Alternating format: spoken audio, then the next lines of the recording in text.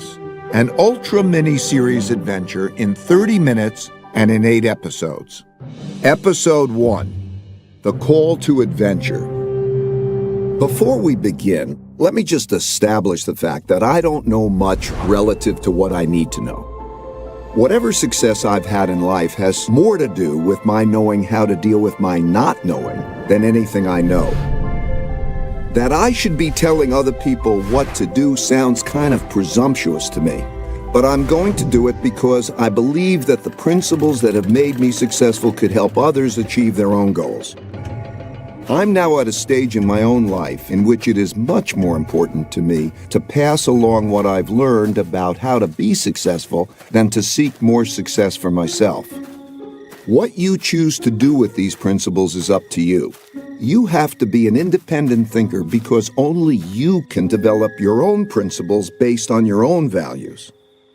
This brings me to my first and most fundamental principle, which is that you need to think for yourself about what is true. So let's get started. Early on, I discovered I needed principles. Principles are smart ways for handling things that happen over and over again in similar situations. There are principles for everything, from skiing to parenting to cooking, and so on.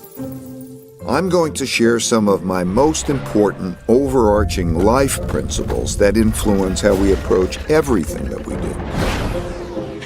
I didn't start out with principles. I acquired them over a lifetime of experiences, mostly from making mistakes and reflecting on them. My life principles are simple, but they're not complete. I still struggle to make the best decisions, and I still make mistakes and learn new principles all the time. This is the reality. At the beginning, I needed to escape the conventions that surrounded me, which meant that I needed to think for myself. Unless you want to have a life that is directed by others, you need to decide for yourself what to do, and you need to have the courage to do it. But I didn't know that at first. I only learned that from going on my adventure. Looking back on my own journey, I now see that time is like a river that carries us forward into encounters with reality that require us to make decisions. We can't stop our movement down this river, and we can't avoid the encounters. We can only approach them in the best possible way. In your lifetime, you will face millions of decisions.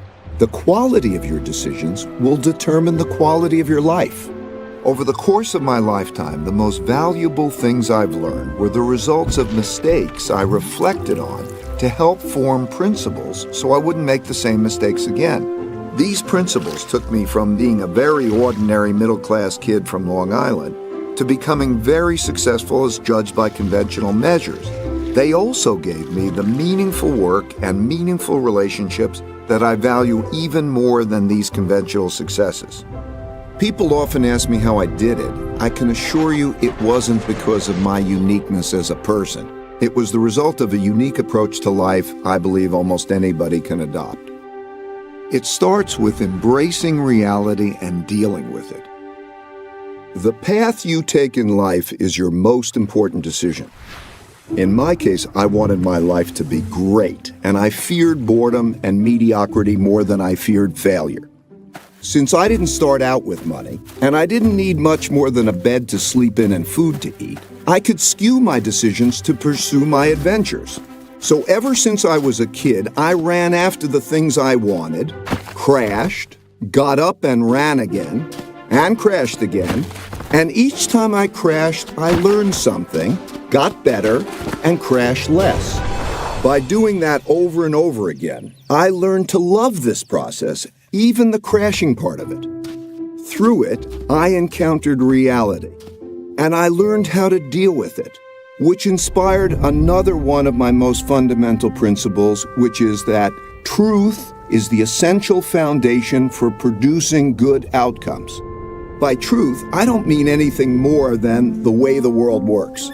I believe that we were given the laws of reality by nature. Humans didn't create them, but we can use them to foster our own evolution and achieve our goals.